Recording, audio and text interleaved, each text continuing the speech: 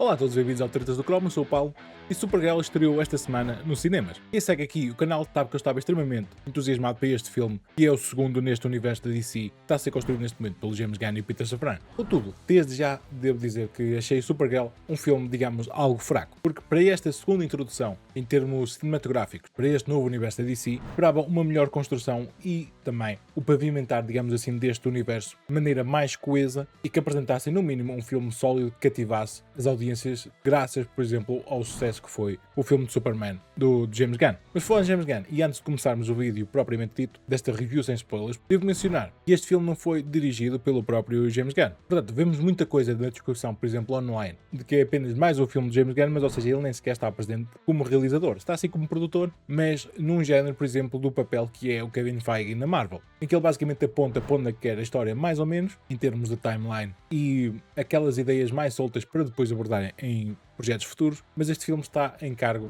de Greg Kilsby, com o guião de Ana Nogueira, que vamos abordar mais à frente do que eu acho que é realmente o verdadeiro problema deste filme da Supergirl. Por isso, neste vídeo vamos abordar os pontos positivos, pontos negativos, dar basicamente a minha opinião sobre o filme e uma habitual pontuação que damos aqui no canal do Tretas do Cromo a estes grandes blockbusters que saem no cinema. Sendo que é evitar spoilers ao máximo, porque eu não quero estragar a experiência de ninguém e que até poderá sair da sala com uma experiência completamente diferente da minha, não é?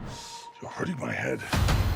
Começando pelos pontos positivos, uma das coisas que mais me agradou ao longo de todo o filme da Supergirl é os cenários que nos apresentam, ou seja, dos diferentes planetas, em que temos cenários super bonitos e a própria apresentação dos mesmos nos dá esta expansão de que realmente não é só o planeta Terra, mas também todo um universo que engloba vários tipos de heróis e vilões pelas galáxias fora. O que em si também acho que este filme deve muito graças à influência da cómic que se está a adaptar para este filme, que é Supergirl Woman of Tomorrow, e é apresentada basicamente também num plot deste género mais de fantasia do que propriamente um filme de ação de super-heróis. E isso é um dos pontos interessantes neste filme da Supergirl, porque diria que é provavelmente, pelo menos dos filmes mais recentes de super-heróis, em que temos todo um filme focado apenas num arco de história da banda desenhada. Claro que tem algumas diferenças, não é uma adaptação completamente fidedigna do que está apresentado nas páginas da banda desenhada. Contudo, alguns dos diálogos apresentados na história e tudo vêm diretamente das páginas desta cómic de Woman of Tomorrow. E que em si recomendo seriamente quem não leu a ler, porque talvez traga uma experiência diferente também ao próprio filme em si. E isso por si só destaca o filme da Supergirl basicamente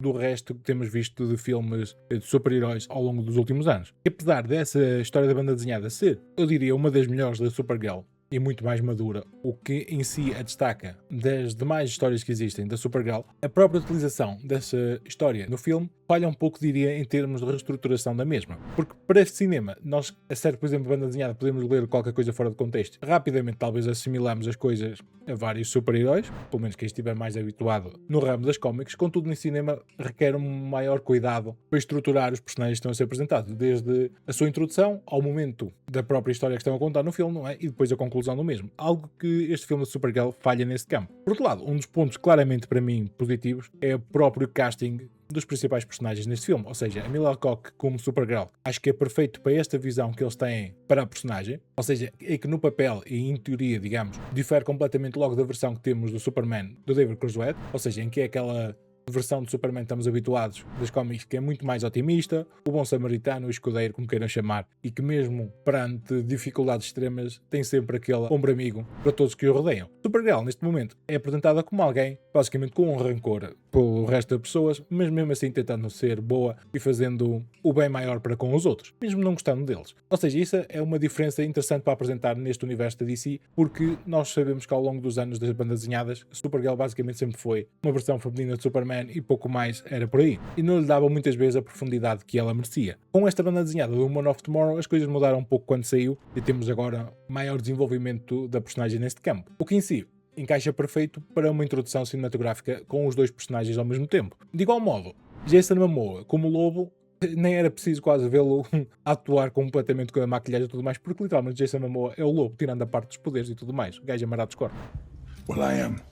E apesar de eu achar que em certas partes eles, pelo menos na parte do diálogo, exageraram talvez um bocadinho nesta introdução do Lobo, todas as cenas em que o Lobo entra são literalmente fantásticas e provavelmente até das melhores que o filme apresenta. E o que me deixa claramente a desejar mais desta personagem no futuro da DC. De igual modo, a presença e os cameos que o Superman faz no filme, eu diria que são incríveis. Tipo, para quem me acompanha sabe que eu simplesmente adorei esta versão do David Cruzwell de Superman. É literalmente a versão das cómics saltada para live action. E é impossível sempre que aparece Superman, uma pessoa não sorrir e ter aquela empatia e ficar agradado com todas as falas basicamente que Superman tem. E de igual modo, um dos pontos positivos também que me agrada bastante neste filme é esta expansão que eles fazem graças ao background e tudo mais da Supergirl para o universo como um todo, que dá muito aquela vibe, por exemplo, de Game of Thrones, mas apenas com super-heróis. E digo isto, lá está, porque entra muito naquela parte da fantasia. Temos muitas das coisas que nos é apresentada é através da lente basicamente irreal, ou seja, em que temos no mundo imaginário, por exemplo, contrariando com a Marvel, que utiliza muito mais eventos reais que aconteceram mesmo, por exemplo, Segunda Guerra Mundial, os Hydra, que estão basicamente a substituir os nazis, e vários exemplos por aí fora. E esta versão da DC apresenta uma coisa mais fantástica, ou seja, como um Game of Thrones ou Senhor dos Anéis, ou o que quiseram chamar, da parte da fantasia, mas com super-heróis. Isto também vai de acordo com as palavras do James Gunn quando foi anunciado este novo universo da DC, por exemplo, para a série que eles vão fazer da prequela da Wonder Woman, que chama Paradise Lost, que neste momento que sabemos ainda está em desenvolvimento, e vai ter muito de vibe de Game of Thrones, ou seja, aquela parte política, a luta pelo poder, o conflito entre as Amazonas, tudo isto antes da própria Diana Prince ter nascido, não é? E isto nota-se muito para esta visão deste universo em particular. Não só desde a introdução destes vários planetas com um setting completamente diferente, várias línguas, ou seja, até o próprio kryptoniano está a ter um peso, ou seja, já no Superman tivemos com os pais do Kal-El, não é? O Superman. Contudo, aqui temos um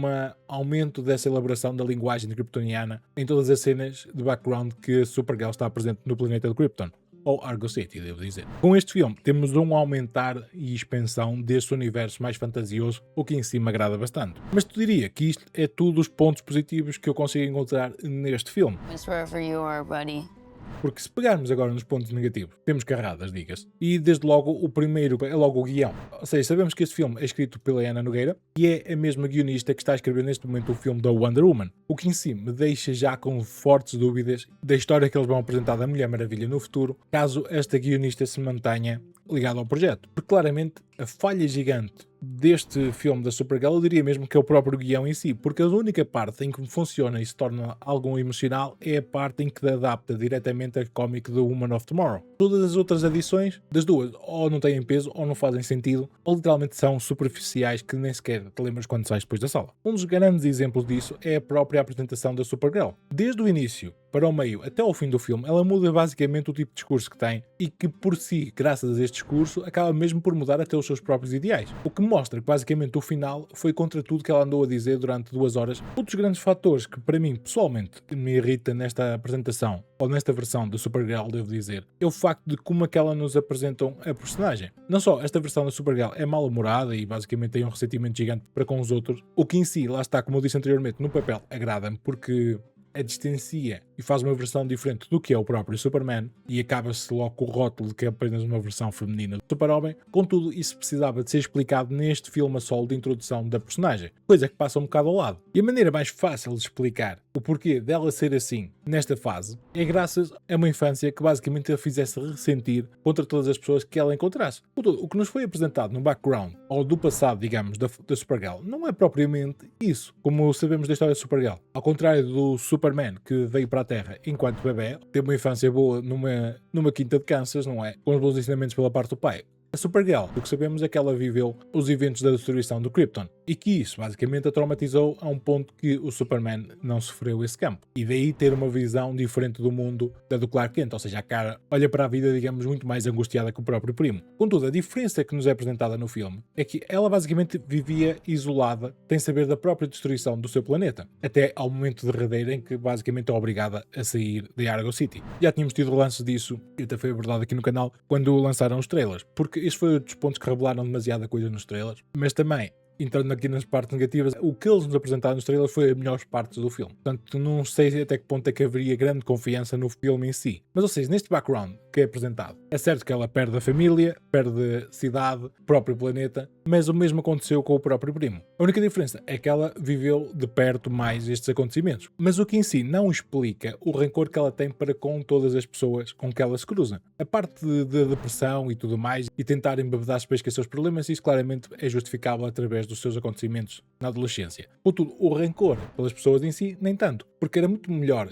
esta versão da Supergirl ser apresentada como se alguém lhe tivesse feito mal no seu passado, na sua infância. Como nos é apresentado, em Argo City claramente fica isolado do Krypton durante anos, mas é muito curto e morre por ali, ou seja, temos para aí que é 6 minutos em Krypton. Eu adorei bastante a estrutura que eles fizeram desta cidade num planeta distante, parte da silhueta da cidade e tudo mais, era muito fixe. Contudo, não há justificação deste rancor para a Supergirl. A sua família adorava, ela não teve propriamente problemas enquanto crescia em Argo City. Quando chega à Terra, o seu primo é tipo fantástico e só a quer ajudar e está sempre a sorrir. Portanto, não há uma justificação real para este rancor para com os outros introduzido ao longo deste filme. Porque um dos plots que seria interessante de usar nos flashbacks da sua infância era, por exemplo, o facto de Argo City estar separada e a flutuar pelo espaço, por exemplo, começar a criar-se reais problemas entre os cidadãos, ou seja, a escassez de comida, virarem-se uns contra os outros. A justificação, não vou dar spoiler do que acontece no filme, ou seja, é a mais banal possível para a introdução da personagem.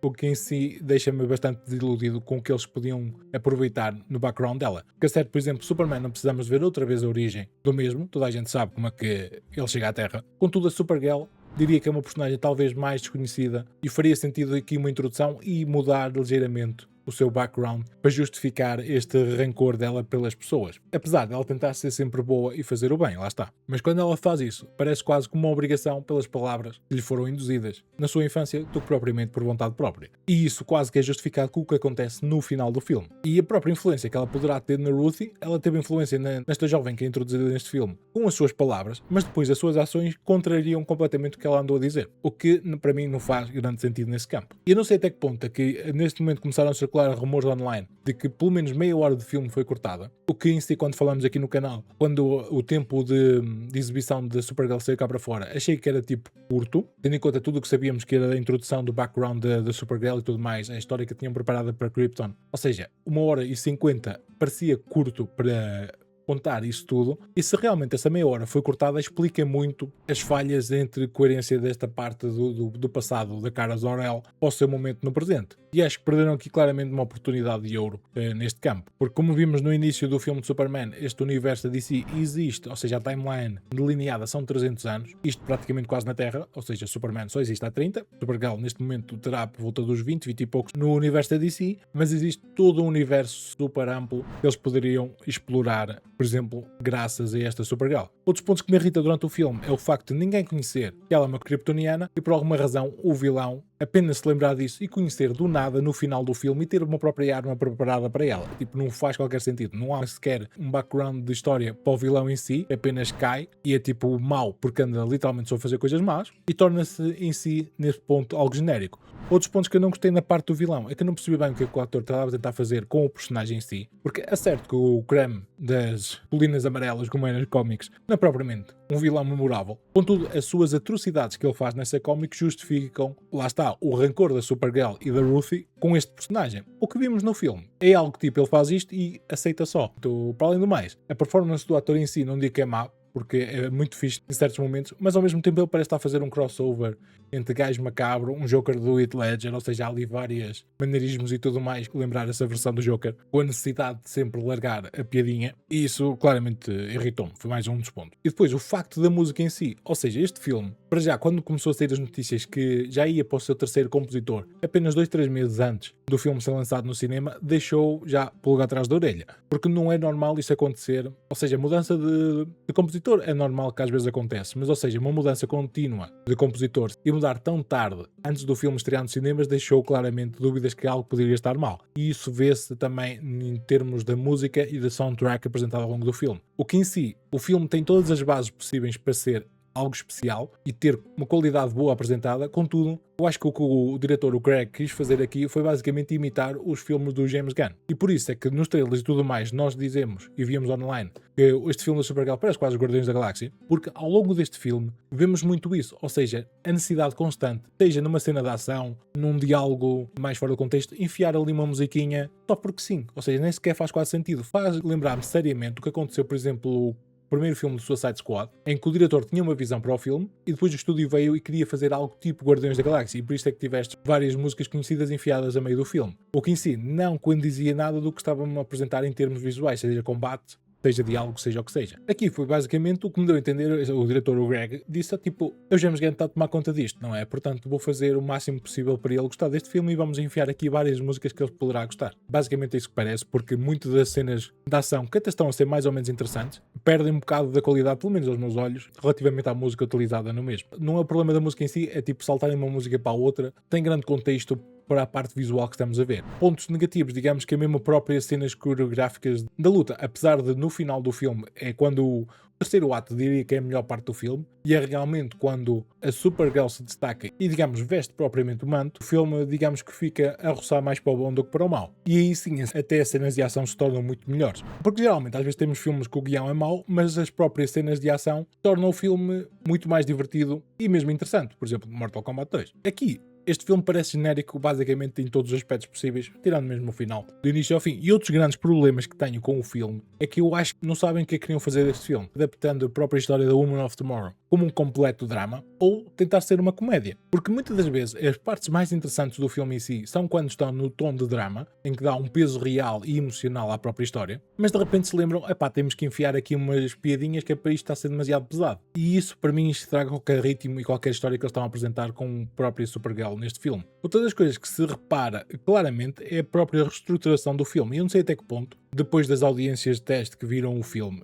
as notícias saíram cá para fora que não, rumores, quando é notícias sobre testes de audiência nunca é muito confiável, mas ou seja, o que eles disseram que o público achou, por exemplo, o início aborrecido e um bocado arrastado e tudo mais, e por isso cortaram aquela meia hora. Mas eu não sei até que ponto é que eles perderam confiança no filme na parte final da edição do mesmo, porque, por exemplo, não temos uma ligação emocional no início do filme da Kara com o Krypton, e como vemos no trailer, ele sofre às mãos do Krem, mas ou seja, isso acontece demasiado cedo no filme. A mim pareceu-me que aquelas cenas apresentadas com o Krypton, com a Kara e tudo mais, seriam umas cenas mais segundo ato e não logo no início do filme, porque nós não temos qualquer tipo de ligação emocional e não conhecemos propriamente a importância deste cão para a própria Kara. Ou seja, isso é introduzido mais ou menos em flashbacks ao longo do filme, mas já passou a parte do gancho emocional com o que o Graham faz ao Krypton. E outro dos pontos que me irrita completamente, e acho que entra nesta parte da reestruturação do filme, eu acredito que eles mudaram a ordem que tinham gravado as coisas ou tinham planeado ao longo do filme, é a própria urgência da Supergirl em salvar o seu cão. Ou seja, porque a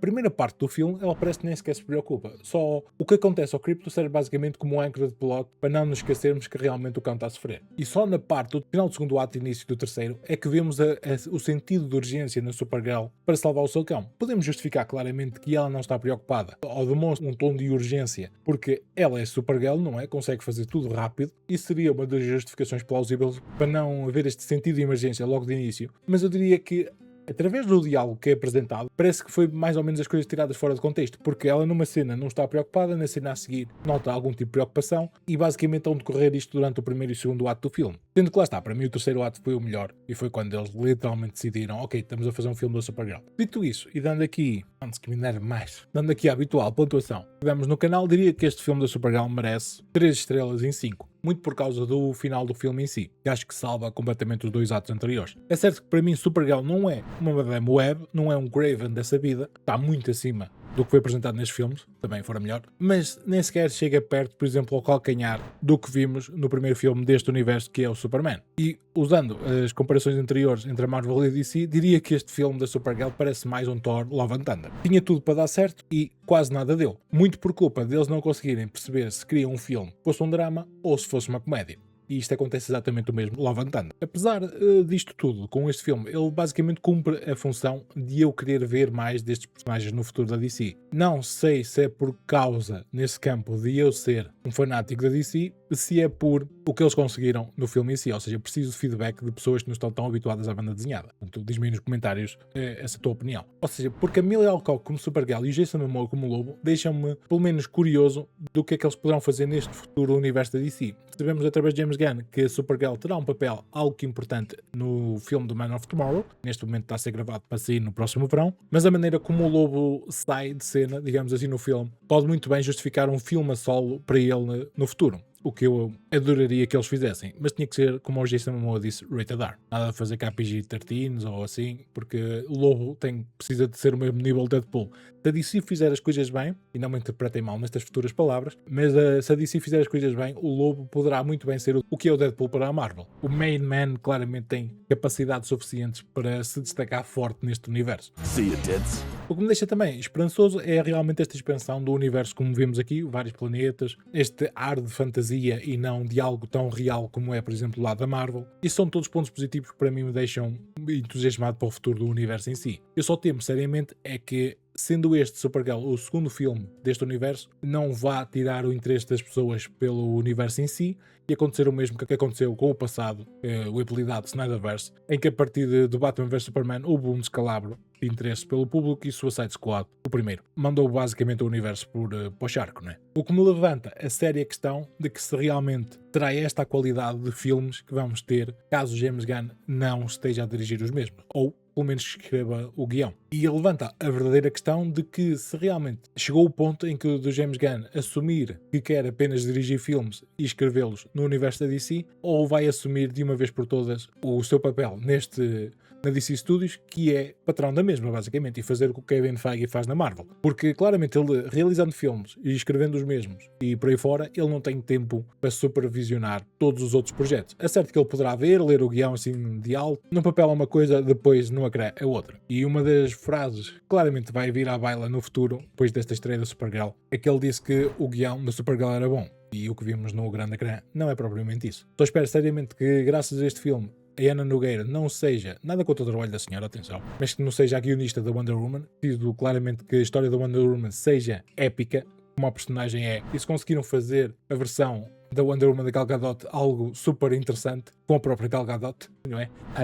Não. Seja, que me arranjem uma atriz, no sentido da palavra, e que me apresente uma Wonder Woman épica a partir de tudo e todos, e a ser um ponto de âncora neste universo da DC. Mas com isso dito, esta é basicamente a minha opinião e a review completa do filme da Supergirl. Diz-me a tua opinião se já viste o filme nos comentários abaixo, é sempre bom ouvir o vosso feedback e debatermos um pouco sobre o assunto nos comentários. Se não viste, diz-me também se estás curioso para o mesmo, ou sequer se Supergirl nem sequer te interessa, não é? Por isso, obrigado por teres assistido. Se queres apoiar um pouco o trabalho que eu faço, likezinho no vídeo, te ajuda o vídeo a alcançar mais gente, e espreita aí as afiliações que tenho no link abaixo na descrição. Isso ajuda bastante e também dá aquela motivação extra para fazer o melhor possível que sei. Portanto, obrigado por teres assistido. Segue-te nas redes sociais. Eu sou o Paulo e eu vejo-te por aqui. Bye bye. See you, tits.